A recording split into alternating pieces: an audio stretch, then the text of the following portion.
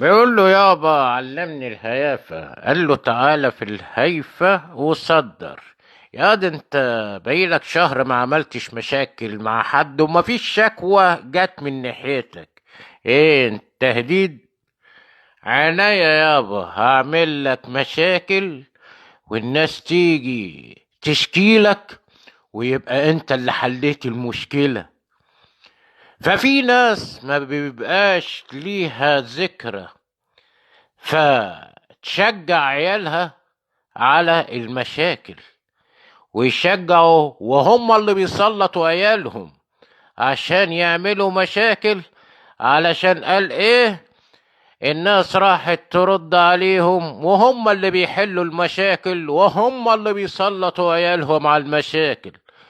طيب يا غشيم يلي ما بتفهمش، قدر عيل ضرب عيل ومات وكان أسرانه، يبقى انت في التوقيت ده خربت بيتك بايديك. فما فيش حد بيشجع عياله على الخراب يا خراب.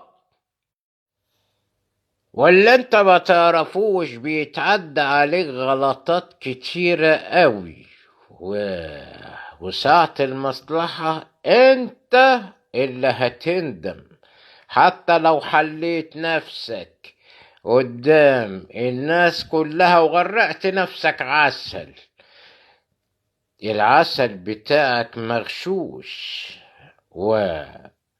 والبيض بتاعك كمان مفقوس. فانت كده اللي انت بتعمله غلط، لا والله العظيم غلط. ليه؟ لانك انت بتذاكى على الناس والناس عندهم ذاكرة ل1000 سنة. فساعتها انت اللي هتندم وساعتها انت اللي هتحتاج الناس. ساعتها الناس هيفتكروا الغلطات الكتيرة بتاعتكوا وانت اللي هتشيل الليل.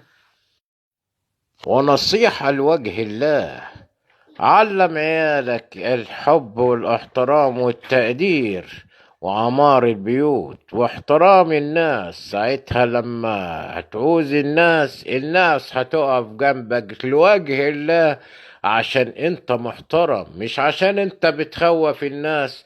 انت حتى ما تعرفش تخوف فرخة لانك كتيرك قوي. مفيش.